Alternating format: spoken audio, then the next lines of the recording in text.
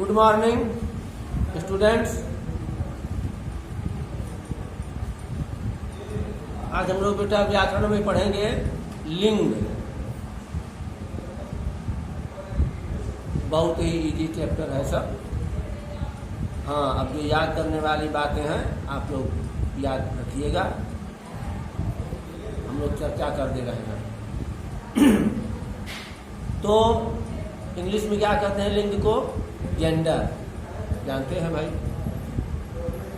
अब लिंग मतलब क्या? लिंग किसे कहते हैं? बड़ी सिंपल परिभाषा हम लोग करते हैं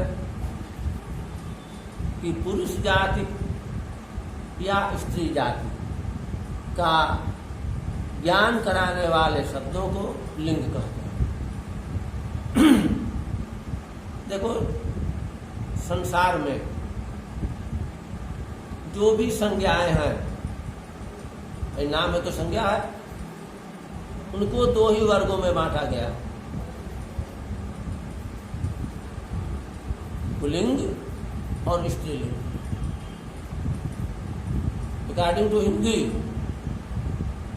और किसी भाषा की नहीं बात कर रहा हूं, या तो वे पुल्लिंग है और या तो वे स्त्रीलिंग है। तो लिंग की परिभाषा हम करते हैं कि पुरुष या स्त्री जाति का ज्ञान कराने वाले शब्दों को लिंग कहते हैं। लिंग के कितने भेद, ये भी प्रश्न उठेगा। तो लिंग के दो भेद होते हैं। कौन कौन भैया? पुल्लिंग और स्त्रीलिंग। पुल्लिंग किसे कहते हैं? पुरुष जाति का ज्ञान कराने वाले शब्दों को पुल्लिंग कहते हैं। जैसे लड़का। स्त्रीलिंग किसे कहते हैं? स्त्री जाति का ज्ञान कराने वाले शब्दों को स्त्रीलिंग कहते हैं। जैसे लड़की।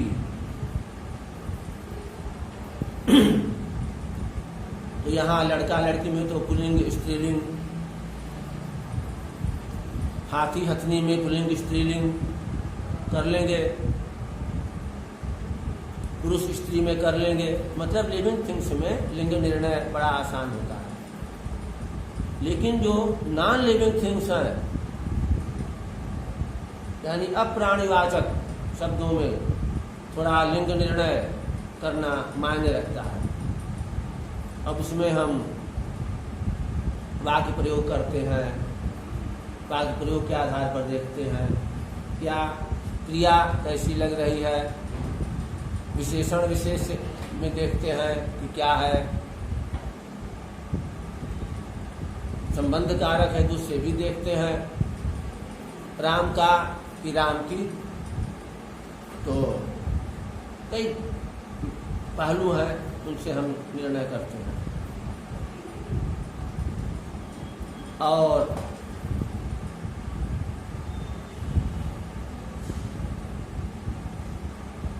ये कह दें कि ये कोई एक सर्वमान्य नियम है कि ये कैटेगरी है, तो बेटा हर नियम में एक्सेप्शन भी, अपवाद भी है।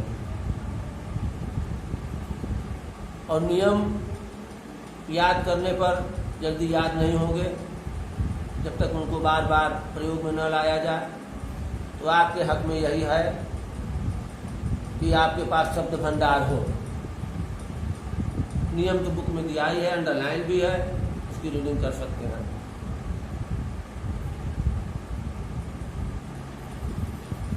अब थोड़ी चर्चा कर ली जाए। कुछ शब्द ऐसे हैं लिविंग में कि पुल्लिंग और स्त्रीलिंग में समान रूप से प्रयुक्त होती हैं। यानी जो पुल्लिंग में वह स्त्रीलिंग में। इनको कहते हैं हम नित्य पुल्लिंग, नित्य स्त्रीलिंग। तो जब इसमें जैसे फॉर एग्जाम्पल उल्लू, क्या है भाई? पुल्लिंग है, उल्लू बोल रहा है। अब कहें आपसे कि उल्लू का स्त्रीलिंग बताइए, अगर आप कहेंगे उलुआइन तो गलत होगा, क्योंकि उल्लू शब्द ही प्रचलन में है।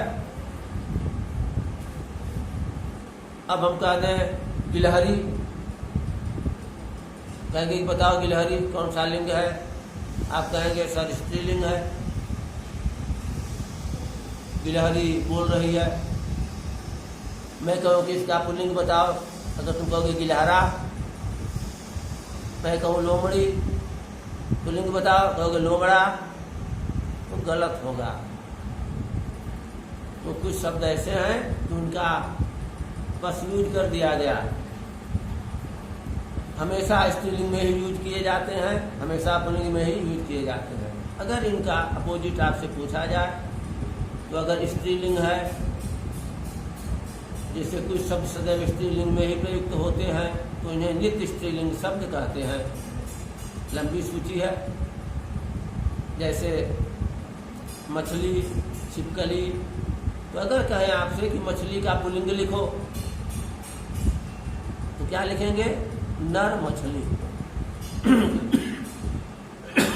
क्योंकि मछली नित्य स्त्रीलिंग है, तो इसका लिंग बदल करके लिखो तो आप क्या लिखेंगे? नर मछली, करेक्ट आंसर होगा। छिपकली, नर छिपकली। इस तरह से तमाम शब्द हैं, और कुछ शब्द नित्य पुल्लिंग होते हैं। अब उनके अगर उनका लिंग बदलना है आपको तो उनके सामने मादा लिखना होगा। जैसे फॉर एग्जाम्पल खटमल, खटमल काट रहा है तो कहे कि खटमल काट रहा है, तो फिर खटमल का स्त्रीलिंग बताओ। अगर आप कहेंगे खटमली तो रांग है, क्या लिखेंगे? मादा खटमल। बिच्छू, मादा बिच्छू। मगर, मगर ने पकड़ लिया, मगर खींच करके गहरे पानी में ले जाने लगा, तो मगर का लिंग परिवर्तित करके बताओ क्या होगा? स्त्रीलिंग मगर का क्या होगा? तो मादा मगर। ठीक,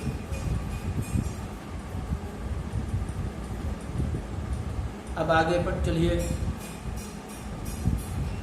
कुछ शब्द, प्राणीवाचक शब्द केवल स्त्रीलिंग में ही प्रयुक्त होते हैं। सती, नर्स, सवारी, धार, ये सब। कुछ शब्द ऐसे मिलते हैं कि अगर पुल्लिंग है तो पुरुष जाति का, पुरुष जाति के हैं तो वे शब्द पुरुष के लिए माने जाते हैं, स्त्री जाति के हैं स्त्री के लिए माने जाते हैं। जैसे प्रधानमंत्री, चाहे पुरुष हो या स्त्री हो, प्राइम मिनिस्टर, सबको प्रधानमंत्री ही कहेंगे। राष्ट्रपति, राजदूत, डॉक्टर। भाई डॉक्टर की पत्नी को जो कि कुछ भी नहीं पढ़ी लिखी हैं, डॉक्टराइन या डॉक्टर नहीं कहेंगे। लेकिन अगर कोई लेडी डॉक्टरी की पढ़ाई पढ़ी है तो उनको तो आप डॉक्टर ही कहेंगे। इस तरह से अब बाकी सब तमाम नियम कानून दिए हैं। हमने कहा कि कोई भी, हम कह दें कि आकारांत पुल्लिंग होते हैं तो आकारांत स्त्रीलिंग भी होते हैं। तो इसमें आपको अपना ज्ञान स्वयं करना है, कहाँ तक आप ज्ञान कर पाते हैं। तमाम बुक में सारणी दे दिया है कि किसके किसके नाम पुल्लिंग होते हैं, किसके किसके नाम स्त्रीलिंग होते हैं। एक नज़र दौड़ा लीजिएगा। बाकी बुक में जो आपको वर्क के दौरान दिया गया अंडरलाइन वगैरह, उस पर ध्यान दीजिएगा।